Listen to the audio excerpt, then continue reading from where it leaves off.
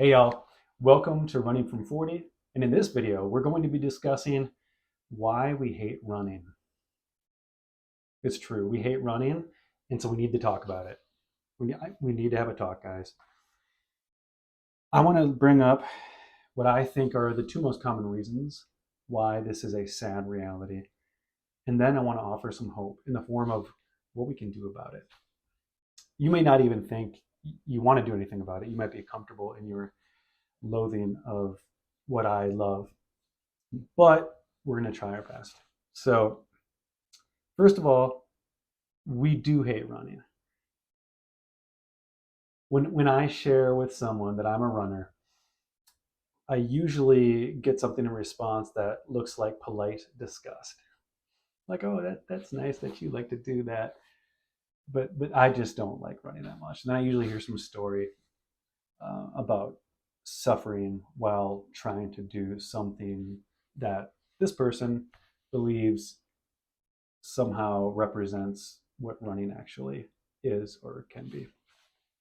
But running is super polarizing, it's either you love it or you hate it. Most hate it. And most wonder why anyone could love it.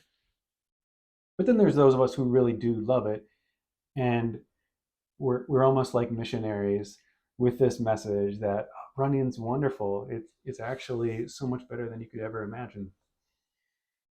I want to suggest that the first reason we hate running is because it's viewed as a punishment in our culture. So for me, in my context, I think about high school football. And it's like you drop a pass and the coach is like, all right, everybody do 10 laps around the field. And whoever finishes last, drop down and give me 20. It's a punishment. It's like playing football is fun. It's fun when you're running to catch a ball and do something or to tackle somebody, but running itself is just a punishment. So it becomes, our perception is running equals misery. Running equals a pounding heart. It equals lactic acid building up in our muscles, that burning feeling we have throughout our body. It equals sore legs and stress and anxiety, and not being able to breathe. And so I think that's true. I think, or, you think, I know people who have been in the military, and I think of friends of mine who have been in the Marines. You just run and you run and you run. And again, it's used as punishment. It's not something that anyone in these contexts delights in. So, reason number one, again, it's running is viewed as a punishment in our culture. I would say specifically in our Western culture, and I'm sure throughout other parts of the world too. I want to make it clear, I'm not trying to convince anyone. I'm not trying to convince you to do something that is intrinsically painful for some greater benefit. I'm not saying, yeah, you're right, running is miserable, but hey, if you do it, you're going to get some benefits. I promise. You might lose like 10 pounds and you'll feel better. Something I can't even quantify. You'll just feel better. And you're like, that's okay. That does not sound worth it. But I want to be clear, I don't enjoy pain for pain's sake. I may do a video in the future where I discuss the idea of embracing discomfort and the benefits of that. But that really is not what I'm even talking about at all here. So I don't like to feel pain. I don't like when my heart's beating real hard. I don't like breathing real heavy. I don't like when my body's sore. And I don't like doing things that are really, really boring either. So hopefully I've caught your attention and you'll be willing to listen to the rest of what I have to say. Reason number two,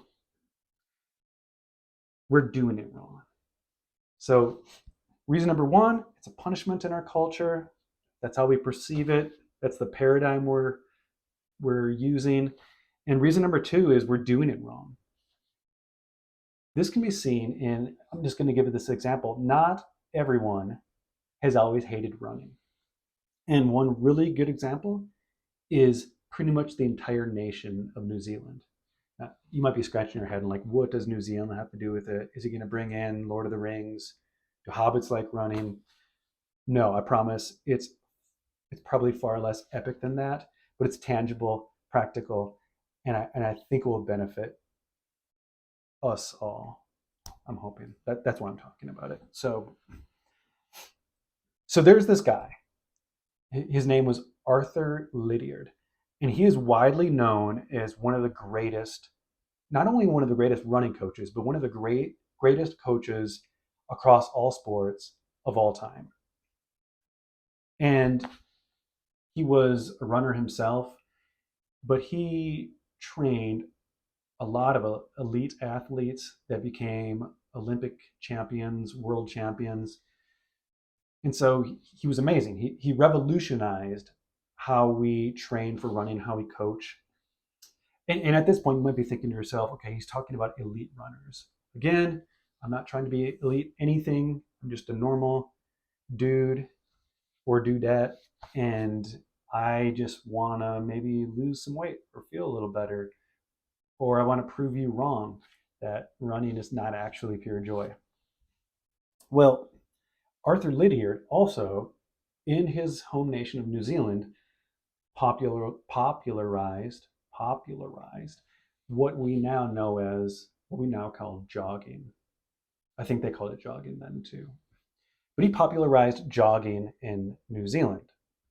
So, and it was known that it wasn't just for people who were less skilled or less talented or less competitive that he came up with the idea of running at a slower pace, i.e., jogging. He did it even for his elite runners.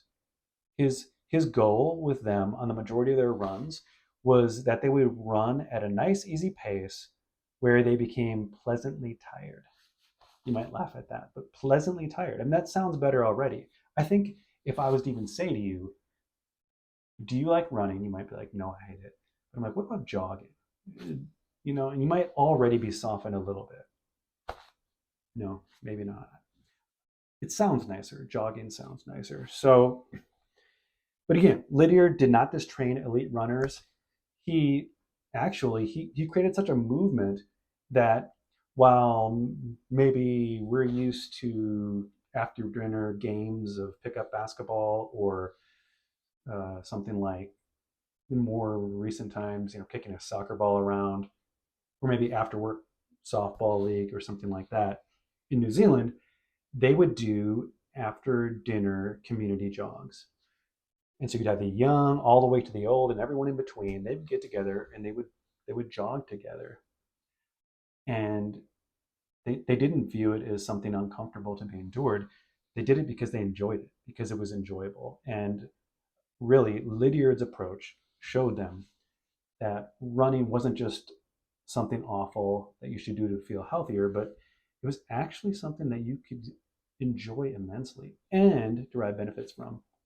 Now, I am certainly going to make more videos about this idea of running slower for most of your runs. So most of your runs should not look like the football practice runs that were punishment. So uh, he not only trained again elite athletes, he not only popularized jogging in this social community sense, he also helped rehab cardiac patients. And so Bill Bowerman, who was the really famous track coach from the University of Oregon and also the co-founder of Nike, he was like, what is up with this Lydiard dude? How does he get people to a place where they're running better than everyone else? What's behind the magic? So Bill Bowerman travels to New Zealand. And there's this really interesting story of Bill Bowerman being asked if he wants to go on a jog with these cardiac patients by Arthur Lydiard.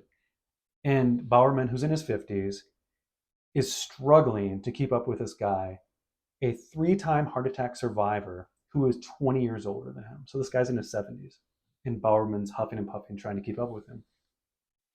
And so that blew his mind. He's like, how on earth did this just happen? And it didn't happen by Lydiard taking this heart attack survivor and having him run like we were punished to do in whatever sport we played. It happened by starting out jogging. It it happened by running most of the runs at a fairly slow, nice, easy, gentle pace, or maybe at the end of it you become pleasantly tired. I want to say, if I convinced you to run today, if we got that far and you're like, okay, this guy's excited about it, I'm going to try it. But that's all. I didn't give you any pointers. I didn't give you any sort of baseline guidance or help. You just went and laced up your shoes and started running. I can almost guarantee that you can measure the misery. And you might think, well, then why are you pushing this? Or why are you saying we can do it without misery? Because our idea of what it looks like to run is completely different from what Lydiard taught and from what people who have learned to love running have learned along the way. So, at the end of the day, if you went out and laced up your shoes, your heart rate would be sky high. You'd be feeling lactic acid in your muscles. Your body language, everything would be showing that this is really difficult, that this is really strenuous, based upon ignorance of how to train. And so that's sort of the point. We're speaking a different language, and we need to define our terms and get on the same page. I would put it this way. Right now, say you're good at golf and you enjoy golfing, and you invited me to go golfing with you, and you want to take me to play 18 holes. And we go out, and after the experience, I would feel miserable. It would not have been a pleasant experience for me. I would be sore because I'm not used to swinging a golf club that many times. I would probably be embarrassed. I would probably have gotten yelled at for destroying the golf course by my terrible, terrible golf skills. And what's the reason behind it? Because I don't golf. And I'm sort of expecting that I should be able to go from not golfing at all to being able to do so competently. That would be a poor expectation. So we need to manage our expectations. And so think about this when it comes to running. Maybe the solution is this: to treat it like anything else in life, and to realize you can't just go out and start doing it without some idea of what you're doing. And especially because of the misconceptions out there, we tend to have this no pain, no gain attitude. We tend to think we're probably not burning fat or improving our cardiovascular system unless we're going all out, no pain, no gain. But that's simply not true. I'm going to say this. What's the solution? I think you might need to learn to walk before you learn to jog, before you learn to run. And so what I'm not saying when I tell you I like running and you should come join me is, I like running. Hey, you've never done it? Come out and run with me. If we're running at the pace that I normally train at, and you don't have very good cardiovascular shape and your legs aren't used to it, you're going to feel terrible. But what if I suggested, hey, how about an after dinner walk every day, or an early morning walk, or a lunchtime walk, just once a day? Maybe you do it with a friend or a loved one, or you enjoy the solitude of just getting out and walking. And then what if you do that for a month? Maybe you get a little more brisk in your walk, and you do it like starting out 15 minutes, half an hour. Maybe the next month, then, one of those days a week, you start adding in some jogging. Maybe you start out with 5 minutes, and you build to 10 minutes, then 15 minutes. Maybe the month after that, you start building in multiple days of jogging intermixed within your walking routine. And slowly, bit by bit, you build this framework.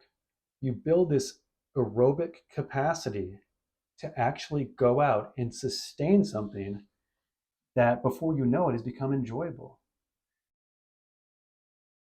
You kind of have to do it, though, in a sense. I'm sure you can understand what I'm saying, but I think you kind of have to do it in order to fully understand.